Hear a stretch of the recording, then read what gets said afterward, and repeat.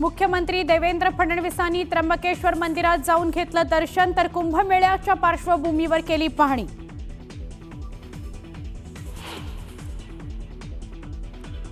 माजी खासदार भास्करराव खतगावकर राष्ट्रवादी काँग्रेसच्या वाटेवर आज अजित पवारांच्या उपस्थितीत राष्ट्रवादी काँग्रेसमध्ये करणार प्रवेश। नांदेडच्या नरसीत पार पडणार पक्ष प्रवेश सोहळा।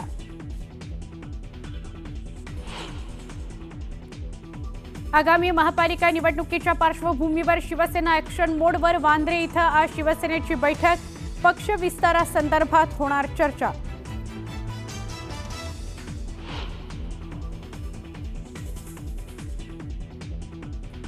प्रशांत कोरटकरला पकडण्याकरता पोलिसांचे प्रयत्न सुरू, चुकीचं वागणाऱ्यांवर कारवाई होणारच, अजित पवार यांचा इशारा।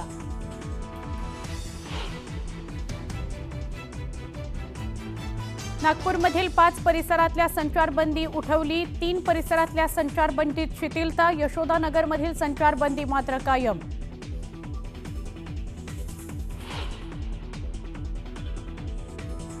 सोलापूर अक्कलकोट महामार्गावर भीषण अपघात, टायर फुटल्यानं कारची टेम्पोला धडक, अपघातात दोघांचा मृत्यू, 4 जखमी।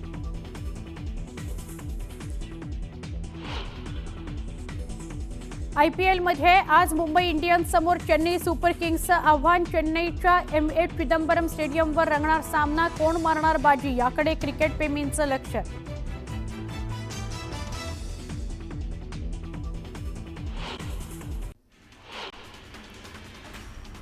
मुख्यमंत्री देवेंद्र फडणवीसांनी नाशिकमध्ये त्र्यंबकेश्वराचं दर्शन घेतलं। देवेंद्र फडणवीसांच्या हस्ते त्र्यंबकेश्वर मंदिरात पूजा करण्यात आली।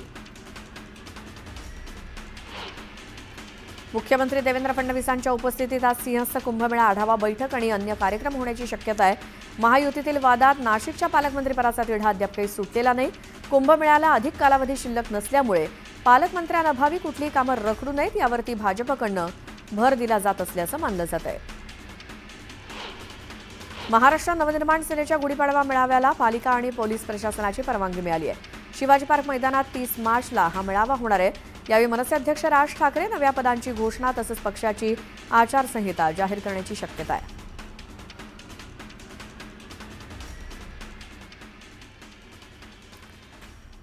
यानंतर ही थेट दृश्य आहेत नाशिकच्या त्र्यंबकेश्वर मंदिराच्या परिसरात असलेल्या कुशावर्त कुंडाची पाहणी करतायत मुख्यमंत्री देवेंद्र फडणवीस।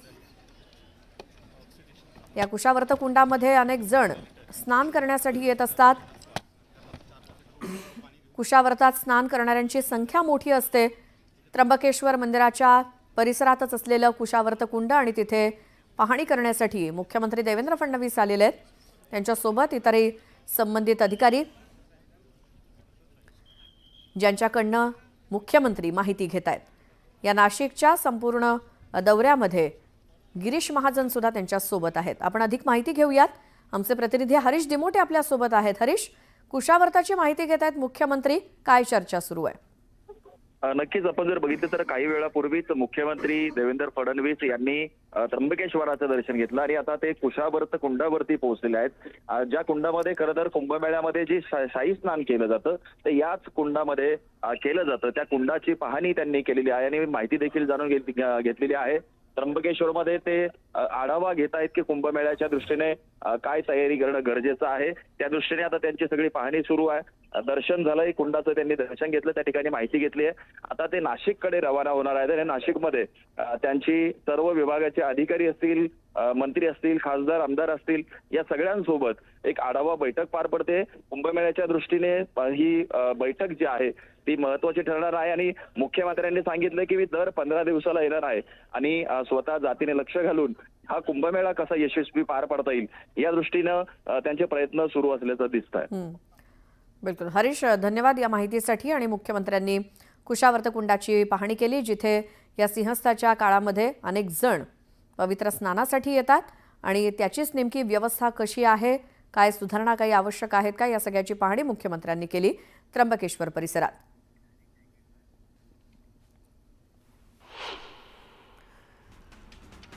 आता बातम्या सुपरफास्ट। नुकत्याच झालेल्या एका बैठकीत राज ठाकरेंनी नेत्यांना प्रमुख शहरांच्या जबाबदाऱ्या वाटून देणार असल्याचं सांगितलं होतं। तसंच नाशिक, नवी मुंबई आणि ठाणे जिल्ह्याच्या धर्तीवर मुंबईसाठी सुद्धा अध्यक्ष नियुक्त केला जाणार आहे। मुंबईतील विभाग अध्यक्षांच्या कामावरती देखरेख ठेवून त्यांच्यात समन्वय राखण्याची जबाबदारी मुंबई अध्यक्षावरती देण्यात येणार आहे. उपमुख्यमंत्री अजित पवार आज नांदेड दौऱ्यावरती आहेत. भाजप नेते अशोक चव्हाण यांचे सख्खे मेव्हणे माजी खासदार भास्करराव पाटील खतगावकर अजित पवारांच्या उपस्थितीत राष्ट्रवादीत प्रवेश करणार आहेत. नायगाव तालुक्यातील नरसी येथे हा पक्षप्रवेश पार पडणार आहे.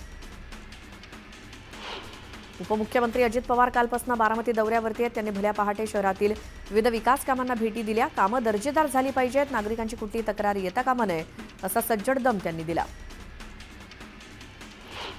राष्ट्रवादीच्या दोन्ही गटांकडून राज्यसभेतील परस्परांच्या सदस्यांना अपात्र ठरवण्याची मागणी करणारी याचिका कुठलीही कारवाई न करता निकाली काढण्यात आल्याचं राज्यसभेचे सभापती जगदीप धनखड यांनी जाहीर केलं. या याचिकांच्या संबंधात पुढे कोणतीही कारवाई करू नये अशी विनंती करणाऱ्या याचिका आपापल्या शरद पवार आणि प्रफुल्ल पटेल यांच्याकडून 3 फेब्रुवारी 2025 रोजी प्राप्त झाल्या आहेत. नागपुरातील 7 पोलीस स्टेशन परिसरातील संचारबंदी उठवण्यात आली आहे, तर 4 पोलीस स्टेशन परिसरातील संचारबंदी अजूनही कायम आहे. गेल्या 3 दिवसांपासून सोनं चांदीचे भाव कमी होत असून चांदीचे भाव 1200 रुपयांनी कमी होऊन चांदी 98,100 रुपये प्रति किलोवरती आली आहे. तर सोन्याच्या भावात सुद्धा 600 रुपयांची घसरण होऊन सोनं 88,400 रुपये प्रति तोळ्यावरती आलंय. मध्य हार्बर आणि पश्चिम मार्गावरील विविध अभियांत्रिकी आणि देखभालीच्या कामांसाठी आज 3ही मार्गांवरती मेगा ब्लॉक आहे. त्यामुळे 3ही मार्गांवरील लोकल सेवेवर परिणाम होणार आहे. प्रवाशांना लोकल प्रवास करताना वेळापत्रक पाहूनच नियोजन करावं लागेल. शिधापत्रिकाधारकांना आधार क्रमांक जोडण्यासाठी अन्न आणि नागरी पुरवठा विभागानं 31 मार्चपर्यंत मुदतवाढ दिली आहे. ग्रामीण भागात अजूनही लाखो शिधापत्रिकाधारकांना आधार क्रमांक जोडण्यासाठी मोठं दिव्य पार करावं लागतंय. आधार कार्ड धारकाचा फोटो जुना असल्यामुळे केवायसी करत असताना अनेक अडथळे येत आहेत. दरवर्षी मार्च किंवा एप्रिल महिन्याच्या पहिल्या आठवड्यात परीक्षा आटपली की बच्चे कंपनी थेट मामाच्या गावी धूम ठोकतात. मात्र यावर्षी हजारो विद्यार्थ्यांचं हे गणित बिघडणार आहे. शिक्षण विभागानं नवीन GR काढत 1ली ते 9वीची परीक्षा 5 ते 25 एप्रिल या कालावधीत घेण्याचे आदेश दिले. त्यामुळे पालकांचे मुलांचा देखील हिरमोड झालाय. हिंदुस्थानी नौदलात अग्निवीर पदांची भरती केली जाणार आहे. या पदांसाठी येत्या 29 मार्चपासून अर्ज भरायला सुरुवात होईल. नौदलाकडून 2026च्या बॅचसाठी MR आणि SSR या पदांसाठी भरतीसाठी अधिसूचना जारी करण्यात आली आहे. उन्हाळी सुट्ट्यांमध्ये होणारी प्रवाशांची वाढती संख्या लक्षात घेऊन अतिरिक्त गर्दी विभाजित करण्यासाठी मध्य रेल्वेनं मुंबई, नागपूर, करमाळी, तिरुवनंतपुरम, पुणे, नागपूर आणि दौंड, कलबुर्गी दरम्यान 332 उन्हाळी विशेष रेल्वे गाड्या चालवण्याचा निर्णय घेतलाय.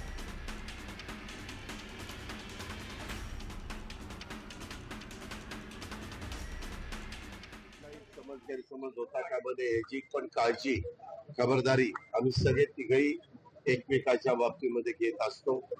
आणि त्याच्यामध्ये तुम्हाला आज भास्करराव आणि त्यांच्या सुनबाई आणि बाकीचे काही मान्यवर हे काही पक्षामध्ये येत आहेत. त्यांच्यामुळं पक्ष वाढीला मदत होईल. आम्ही बेरजेचं राजकारण स्वर्गीय यशवंतराव चव्हाण साहेबांनी शिकवलंय तशा पद्धतीने करतोय. आणि त्याच्यातून आज दिवसभर मी आपल्या नांदेडच्या परिसरामध्ये आहे. नांदेडच्या करता मी आताच आज कलेक्टर नाहीये, ते मला वाटतं ट्रेनिंगला कधी गेले, परंतु ऍडिशनल कलेक्टरशी बोललो तर इनोव्हेशन सेंटर आपल्याला नांदेडला द्यायचं आहे. टाटा कंपनीच्या बरोबर आम्ही टायर केलेला आहे. आपण चंद्रपूरला एक दिलेला आहे, गडचिरोलीला एक दिलेला आहे. परवा मी तटकरे साहेब, उदय सामंत आम्ही सगळ्यांनी मिळून रत्नागिरीला पण त्याचं भूमिपूजन केलं. ते मराठवाड्यात पण साधारण 3 ठिकाणी द्यायचा आमचा मानस आहे. एक इकडच्या भागात नांदेडला, दुसरं बीडला आणि तिसरं संभाजीनगरला. त्याच्यामुळं अलीकडच्या काळात आर्ट, सायन्स, कॉमर्स याचं शिक्षण घेतल्यानंतर तेवढ्या काही मोठ्या प्रमाणावर नोकऱ्या उपलब्ध होत नाही. आणि म्हणून आता त्या गोष्टीला कौशल्य विकासच्या निमित्तानं आम्ही ह्या कामाला जास्तीचं महत्व दिलेलं आहे. आणि त्याच्यातून साधारण ज्या काही कोर्सेस केल्यानंतर त्या मुलांना मुलींना नोकऱ्या उपलब्ध होतील अशा प्रकारचे कोर्सेस हे वेगवेगळ्या भागामध्ये देण्याचा काम राज्य सरकारच्या वतीनं टाटा ट्रस्टला बरोबर घेऊन आम्ही करतोय. त्याच्यामध्ये साधारण रेशो असा असतो, तर 195 कोटी रुपयाचा प्रकल्प राबवायचं म्हटलं तर जवळपास 160 ते 165 कोटी रुपये टाटा देतं. आणि 30 ते 35 कोटी रुपये राज्य सरकार त्या ठिकाणी, राज्य सरकार म्हणजे आता इथं आपण डीपीसी मधनं घालणार आहे. त्याबद्दल अविनाश अतुल सावे हे आपले पालकमंत्री आहेत, त्यांच्याशी पण माझी चर्चा झालेली आहे आणि त्यांनाही मी सूचना दिली. बीडचा मी पालकमंत्री असल्यावर तिथं काही तो प्रश्न आहे ते मी करणारच आहे आणि संभाजीनगरच्या बाबतीत पण शिक्षकांशी चर्चा करून तिथल्याही मुला मुलींना एक नवीन दालन आम्ही या निमित्तानं रोजगार मिळण्याच्या करता उघडतो. दादा, कोरटकर अजून पकडले गेलेले नाहीये. चाललेलं आहे. पोलीस यंत्रणेचं काम करतायत. कधी कधी एखादी गोष्ट पकडण्याच्या करता वेळ लागतो, परंतु ते मुद्दाम कुणी प्रयत्न करता अशातला भाग नाही. आजपर्यंत कुठल्याही न्यायालयाने त्यांना जामीन मंजूर केलेला नाहीये. पण त्याच्यामुळं जे काही चुकीचं वागत असतील ते कुठल्या गटाचे पक्षाचे कुणी असू द्या, त्यांच्यावर कारवाई संविधानाच्या, कायद्याच्या आणि नियमाच्या या सगळ्या जो काही त्याचा हे आहे त्या निमित्तानं आम्ही त्या ठिकाणी घेतो.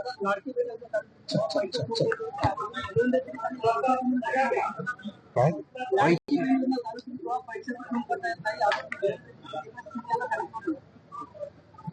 अरे बाबा, मीच अर्थमंत्री होतो.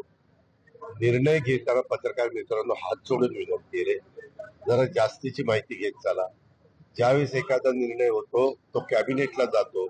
कॅबिनेटमध्ये मुख्यमंत्र्यांच्या पासून सगळे 42 मंत्री हजर असतात. ते चर्चा करतात. आपापली भूमिका तिथं मांडण्याचा अधिकार असतो. आम्हाला अर्थ मंत्रालय म्हणून ती सगळं तपासून घेण्याचा अधिकार असतो. आम्ही आमची मतं स्पष्टपणे सांगतो. ते तुम्हाला काही वाईट वाटायचं कारण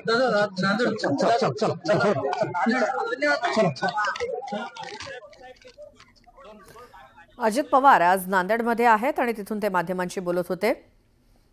आज भास्कर पाटील खतगावकर यांचा राष्ट्रवादीमध्ये प्रवेश होणार आहे आणि या सगळ्याच्या निमित्तानं आज पक्षप्रवेशाच्या माध्यमातून राष्ट्रवादीचा शक्ती प्रदर्शन आज नांदेडमध्ये बघायला मिळणार आहे.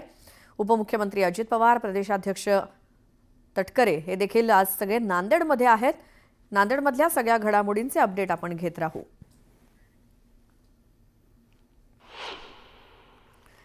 आणि आता बातम्या सुपरफास्ट. उन्हाळ्याच्या सुट्टीच्या कालावधीत प्रवाशांच्या नियमित रेल्वे गाड्यांव्यतिरिक्त उन्हाळी विशेष रेल्वे गाड्या चालवण्यात येणार आहेत.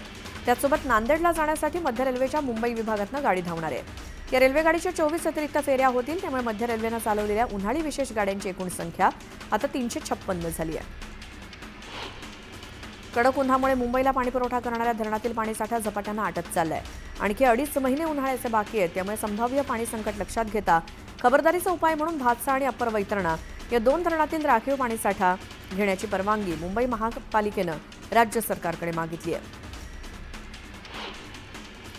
सागरी किनारा प्रकल्प अर्थात कोस्टल रोड हा मुंबई महापालिकेसाठी येत्या काळात खर्चिक ठरणार आहे. या प्रकल्पाच्या देखभालीसाठी पालिकेला वार्षिक 200 कोटींचा खर्च येणार आहे. कोस्टल रोडवर वाहतूक नियमांची अंमलबजावणी करण्यासाठी मुंबई महापालिकेकडून कॅमेरे बसवण्यात येतात. हे कॅमेरे मे 2025 पर्यंत कार्यान्वित होणार असल्याची माहिती उपमुख्यमंत्री एकनाथ शिंदे यांनी अर्थसंकल्पीय अधिवेशनात दिली. राज्यात उच्च सुरक्षा नोंदणी क्रमांक पाटी बसवण्याकडे नागरिकांनी विविध कारणानं पाठ फिरवली आहे. त्यामुळे सगळ्याच जिल्ह्यामध्ये आणि आता शहरात या पाट्या लावण्यासाठीचे फिटमेंट सेंटर वाढवलं जाणार आहे. परिवहन आयुक्त कार्यालयाकडून तसे आदेश शनिवारी राज्यातील सर्व आरटीओ कार्यालयांना मिळाले. उत्पादकांची FRP एकरकमी देण्याचा कायदा आणि त्यासंदर्भात न्यायालयानं दिलेल्या आदेशामुळे साखर उद्योगापुढे नवं संकट उभं राहिले. देशातील ऊस उत्पादकांच्या थकीत FRPचा आकडा 15,505 कोटींच्या रुपयांच्या वर गेलाय. एकीकडे कायद्याची टांगती तलवार आणि दुसरीकडे आर्थिक डबघाईमुळे साखर कारखान्यापुढे ही रक्कम उभी करण्याचं मोठं संकट आहे. मुंबई विद्यापीठाचा 2025-26 या वर्षाचा 968 कोटी 18 लाख रुपयांचा अर्थसंकल्प सिनेट बैठकीत मंजूर करण्यात आला. विद्यापीठानं यंदा 147 कोटी 63 लाख रुपयांच्या तुटीचा अर्थसंकल्प मांडलाय. यंदा विद्यापीठाची अर्थसंकल्पीय तरतूद 13% वाढली आहे. सावित्रीबाई फुले पुणे विद्यापीठाचा 2025-26 या आर्थिक वर्षासाठी एकूण 566 कोटी रुपये जमेचा आणि तब्बल 648 कोटी रुपये खर्चाचा अर्थसंकल्प सादर झाला आहे. अर्थसंकल्पामध्ये एकूण 82 कोटी रुपयांची तूट दर्शवली असून गेल्या वर्षीच्या तुलनेत 17 कोटी रुपयांनी ही तूट कमी झाली आहे. चिंचवड येथील बहिणाबाई चौधरी प्राणी संग्रहालय नूतनीकरण आणि सुशोभीकरणासाठी 9 वर्षांपासून ते बंद आहे. आतापर्यंत 20 कोटी रुपये खर्च करण्यात आलाय. आणखी 1.25 वर्ष हे संग्रहालय खुलं होण्यासाठी पर्यटकांना प्रतीक्षा करावी लागणार आहे.